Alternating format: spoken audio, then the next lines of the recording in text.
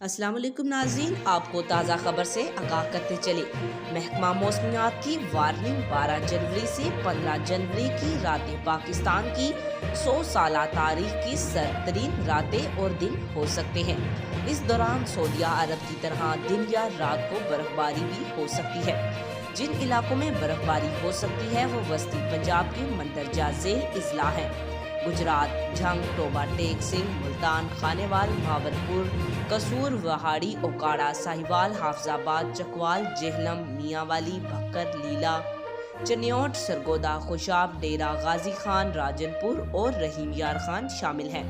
یہ پاکستان بھر میں خصوصاً پنجاب میں تاریخ کی سردی کی شدید ترین لہر ہوگی۔